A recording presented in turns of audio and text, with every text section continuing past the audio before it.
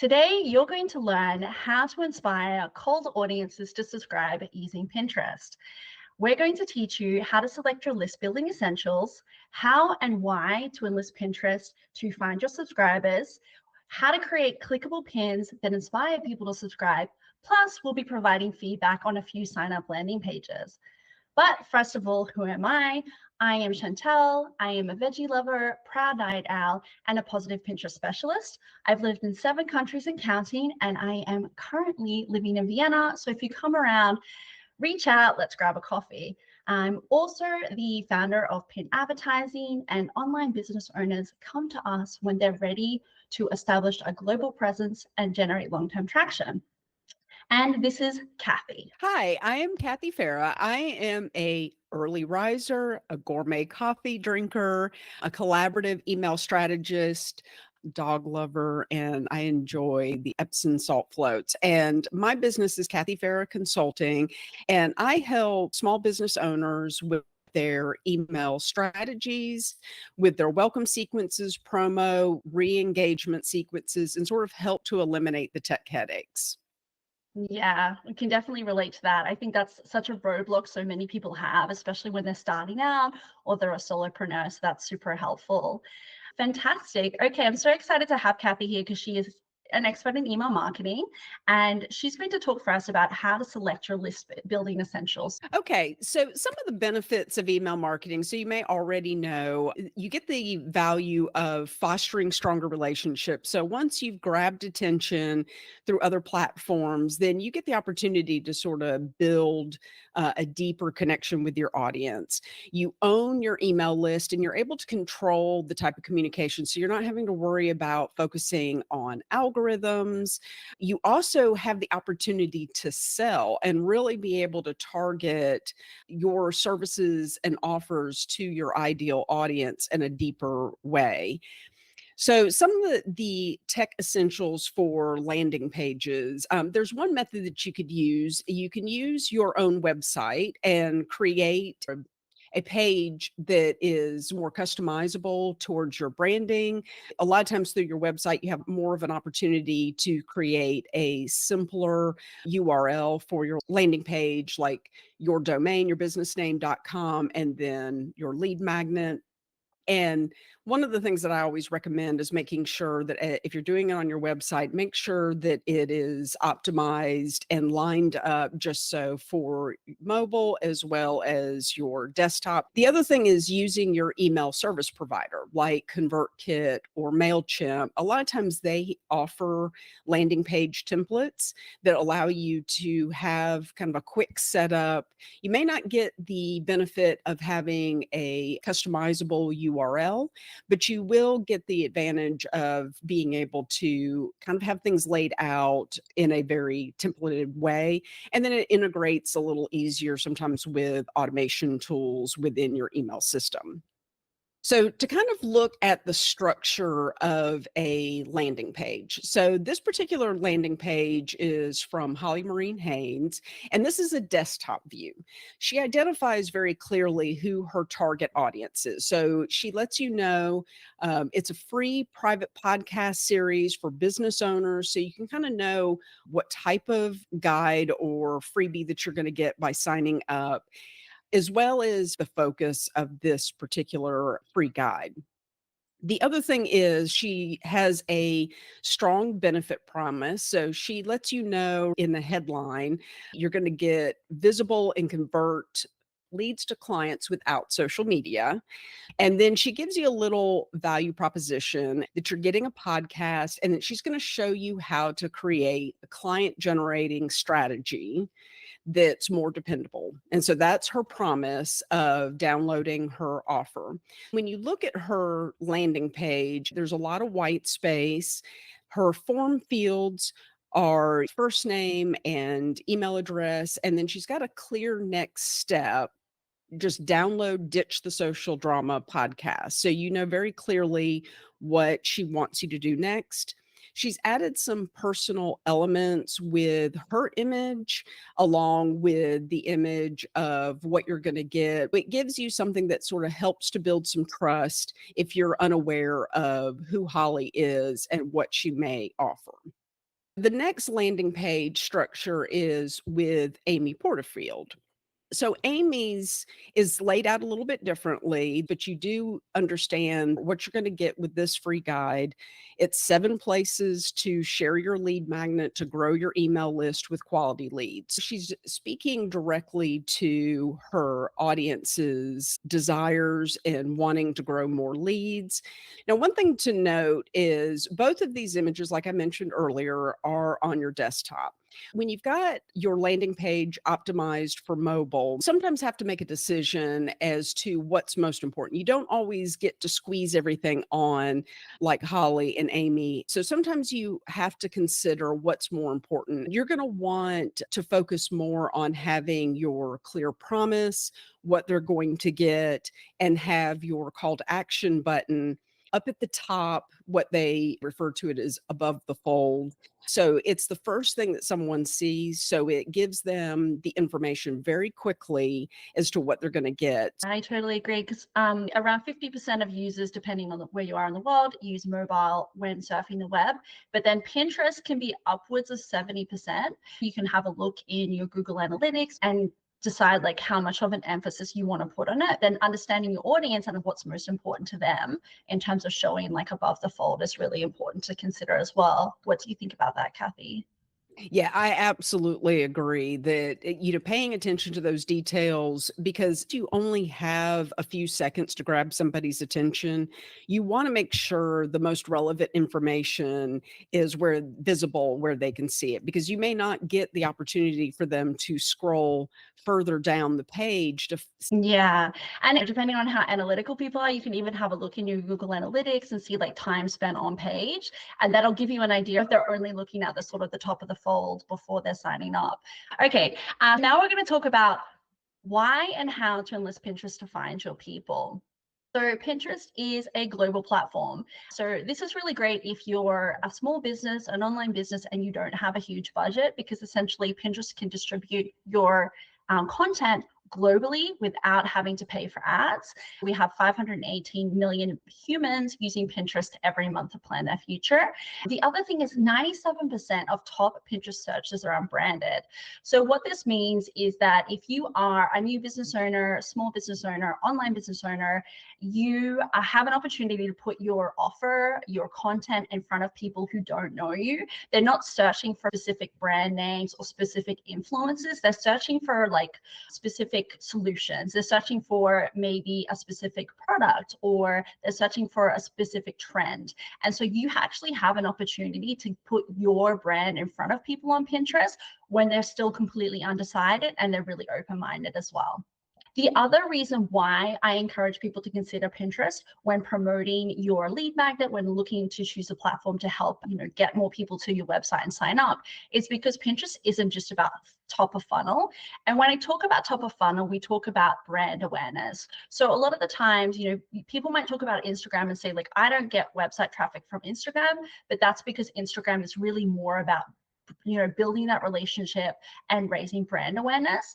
And Pinterest can do that as well, but it can also bring people through their whole user journey. They can get to know you and find you, as I mentioned, through their unbranded search, but then they can discover your content. And if you're creating content that sends them to your sign up pages, you have an opportunity to get them to subscribe, get them on your list, and then actually nurture them until they're ready to take action. So you're there and you're the natural choice when they're ready to make that purchase, or click through that affiliate link, or whatever it is that is your end goal. It's also the number one platform when it comes to digital trust. So, if there's a trust already on the platform, there's more likely they're going to click through and then sign up with your sign up page than something like Reddit, for example. And the other thing is that Pinterest is all about long lasting content. So similar to Google, when you invest in that blog post creation and then have traffic for a long time, Pinterest is similar. So the average half-life of a pin is 13 months. You can have a pin that's bringing you in traffic to your website for months, if not years. Okay, so how do you actually get people to sign up from Pinterest? So you're putting your content in front of them. How do you actually get them to take that next step to get them to sign up, and so you can build that relationship? So let's talk about a few like basics of what we call a clickable pin. Pinterest is one of those platforms where you can create content with the purpose of having to click through to your website. So that's a little bit different than, say, Instagram and TikTok. But we want to make sure the user understands what you want them to do next, because sometimes they don't get that. So there's a few elements for you to put in place that will help them. So usually you would use a vertical 2:3 ratio. You can also add a clear call to action to inspire them. So in this case, we put downloads. What's very clear, if they want to get this freebie, they want to click through and download it. Help people understand why it's right for them. So in this case, the pin is turn more website browsers into buyers, which is really clear. Then these are 17 ways to increase your online sales conversion. The other things to consider is that making sure that your design of your pin is consistent with your landing page. And then also, like, don't make it too crowded when you're trying to be really clear about what it is they're getting. So you're trying to create a tangible thing with your opt-in. So in this case, we've featured a high quality image of the opt-in. So when people click through to download, they actually understand what they're going to download. And these are 3 examples that I've chosen, also based on what Pinterest recommends. So the first one we have is from one of our clients, so 90-day VA. And the pin says, how to work as a virtual assistant, even if you don't have any skills, free class. So the reason why I've selected this pin is because it is inclusive, it's relatable and relevant. In the image, we have a mother, she's there with children and she's working on her laptop. It's clearly there to inspire stay-at-home moms or mothers with young children. And then it's really making it clear, like, this is going to help them if they want to learn how to become a virtual assistant, even if they don't have any VA skills. The only thing I would point out with this one is the pink on the white's not great, but that's more for branding thing, but that's important just to know. In the next one, we have find your realistic style aesthetic free quiz. So I like this one because, like, it stands out, it'll stand out in the feed. There's a little bit of curiosity there. Like, what would be my realistic style aesthetic? Like, what would that be like? And then the final option is also from one of our clients. The pin says, hey, web designer, want to make passive income and scale your biz. I've chosen this one because I believe it offers surprising and unexpected ideas, because if you're a web designer, you're primarily service-based. But if you see this pin in your feed, it might, like, inspire you to think, like, wait, could I have a different business model? Could I use the existing skills I have to create a digital product and then scale my business in a different way? That's why I've chosen that example there. I was gonna say, it sounded to me like then there is a lot of commonalities as far as what you want to have in your pin versus what you wanna have in your landing page, as far as something that's clear and there's a commonality between the 2s and not having that crowded feel so that people can quickly make a decision when they're looking at your landing page as well. Yeah, absolutely. I'm so excited. So we're going to jump in to the landing page feedback. Okay. I really actually think this is really good. It's very concise. You see the logo, so then it helps identify what your brand is. The image, I think for someone that's traveling, you have an inspirational image of the Eiffel Tower. It's recognizable for people. I'm looking at it from a perspective of a beginner's mindset with someone that may be unaware of your business and what they're getting. So when I look at this, it's very easy to read. I can see there's a lot of white space, which I think is great. You get right to the point of this is to inspire your next getaway. So you do have a clear understanding of that this is intended for people that are wanting to travel, and for international travel specifically, so that makes it a little bit more clear for somebody that's wanting to sign up. So if those things are interesting for the person that's ended up on your landing page, then all of that sort of highlights that. I think there might be some opportunity in maybe a couple of bullet points of the types of things that you recommend as far as your 15 international travel tips. Like, is there something in a specific area of, like, travel? Is it how you pack or prepare? Some general information that you might be able to add, just a couple of bullet points of what they might discover as a teaser, so that helps to just pull them in a little bit more, like, oh, that is really what I'm most interested in learning. As far as the field names, I think keeping it simple, first name, email address, and then your call to action button is nice size, very easy to be able to read. Yes, send me the 15 international travel tips. So all of that's very clear. And I didn't get a chance to look at this on your mobile. So I don't know. My big thing would be making sure there's plenty of white space with, it's a very large button, which I think is great. So it makes it easy for someone to click on their phone. I think you would have an opportunity, since there's two images on the landing page, is possibly having in the second image you traveling, you and, your friends or, your partner in your travels. Maybe having an image there might be another little added benefit. But otherwise, I think you've done a great job. It's clear and to the point. Okay, now moving on to the next one that we had come in. So it looks like we've got a clear headline: Be Intentional and Purposeful Today newsletter. So we know that what we're getting in the headline is a newsletter. Now, what I would say to make it easier for reading purposes is maybe breaking up the wording a little bit. With copywriting, a lot of times you break sentences apart a little differently than what you would if you were actually writing something to someone. So you would want to add maybe a little bit more white space to make it a little bit easier for someone to be able to identify the key elements of the things they're going to get. So for this particular landing page, the newsletter, what it says here is, are you eager to tap into the digital economy and unlock new income avenues for wealth creation? So I think that first line, it would help me sort of identify, if I was unaware of the business and the purpose, that we're focusing in the digital economy. We're looking for new income avenues for wealth creation. So it's kind of giving me some of the main elements. I think if you add a little bit of white space and took the next line of, our platforms your gateway to a world of opportunities and resources that can propel you towards digital financial success and economic freedom today, maybe having that separated out a little bit to give it a little more white space. Then the next line is, whether you're interested in remote work, leveraging AI tools, mastering e-courses, diving into e-commerce, or learning the secrets of earning online, we're here to guide you on your journey to becoming a successful digital entrepreneur. So you might have an opportunity to say that this newsletter is for people that are wanting to become successful digital entrepreneurs. There's another opportunity here to maybe make these bullet points so that you are saying whether you're interested in, and then start a bullet point where it's remote work, leveraging AI tools, so that it's something that's very easy to skim and make it easier for someone to quickly see exactly the types of things that you're going to teach them in this newsletter may be helpful. And then the next line is, join us now, subscribe today to begin forging your path to prosperity for you and your family in the digital economy. Let's start building your wealth together today. And then there's just a one quick, enter your email address and subscribe. So it's very clean. You're not asking for a lot.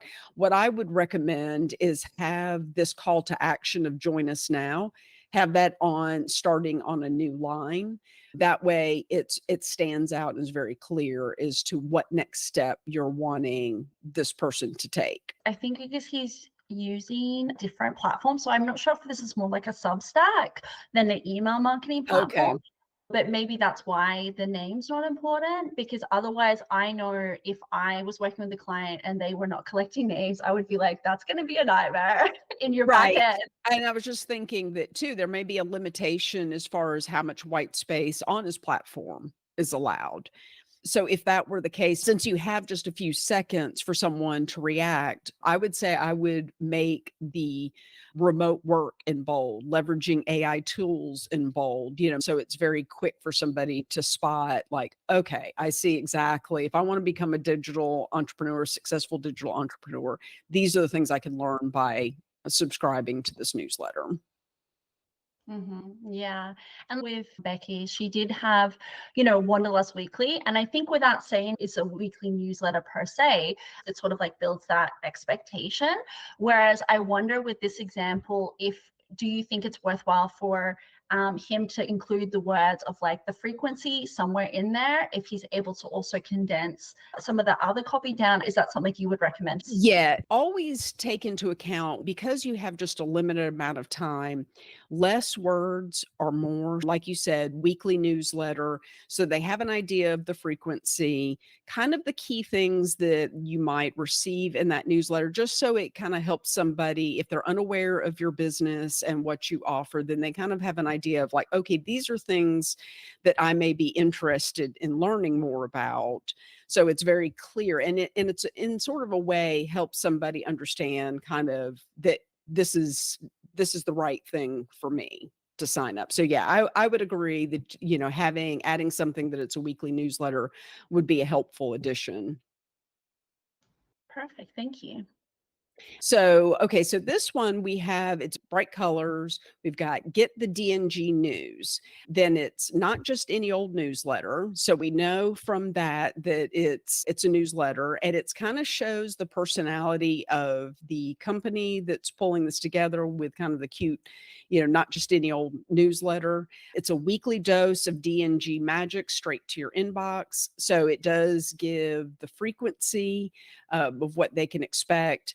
And then every Friday, we share the latest jobs from our community, inspiration, tools we love, fun events, and much more. And then it goes in and asks for first name, email address, and send. I'm seeing that just below that, it looks like there's some images here where you've got what they can expect, what it looks like. And then there's a couple of testimonials. So that kind of helps to build additional trust in somebody that may be unaware of who you are. Now, I would want to maybe have a little bit more of who the audience is. If I'm a digital nomad, that would make sense, but I don't see that on this particular. Oh, I see it on the image there, but it's a little Mhm. small. So somebody else may not see that if they're if they're like me with a little bit more challenge with looking at small font. I was going to agree with you. That was my first thought. Like this sign up page, it's on the basis that it considers it's not a cold audience. This is a warm Right. audience. This is someone who's already familiar with the brand, that they haven't come directly onto this page, that they've come from another page of the website. Or I know Jenny, and she's got quite a large Facebook group. So the first question that Jenny would want to consider is like, does she want to make this also be relevant for someone who sees it for the first time? Or does she want to just keep it the way it is and then focus only on using this on an existing warm audience? But I think at the same time, the fact that Digital Nomad Girls, which is the name, is actually also very like literal. So even just by using Digital Nomad Girls in the copy, that's like such a quick and easy fix that people automatically know, like, wait, am I a digital nomad girl?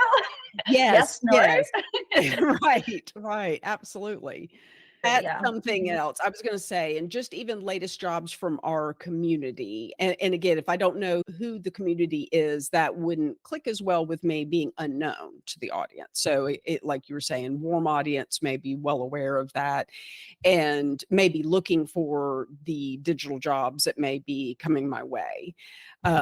Like there's some opportunities of giving a little bit more information of the types of things that you might learn more about, so that way it's like, okay, yeah, that's exactly the type of information I really could use in what I'm doing.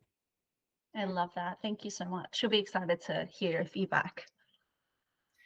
Okay, so I created an offer for the Content Espresso audience, a special offer if you want to join me for a 1 hour strategy session where we can go through your, whether it's opt ins or welcome emails, promo emails, kind of just looking at your email marketing, get a clear action plan of the next steps that you need to take. I'm offering a 1 hour strategy session, which is normally $300.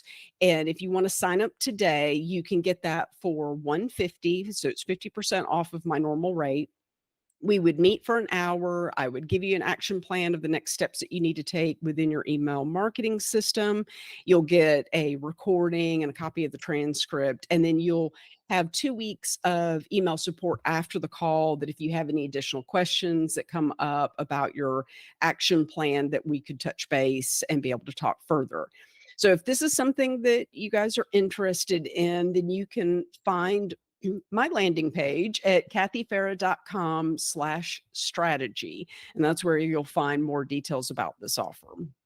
Thank you so much for taking the time to share your expertise. I think email marketing is one of the foundational pieces to any successful online business now when it comes to marketing. So getting people to transition from that platform onto your email list is giving you so much more access and so much more time to actually build a relationship with your audience, and then be there, be that natural choice when they're ready to take the next step, or be top of mind for them to be, revisiting your blog or whatever it is that is, important to you with your business. So yeah, thank you so much for taking the time. Yes, thank you. I appreciate this opportunity. This was great.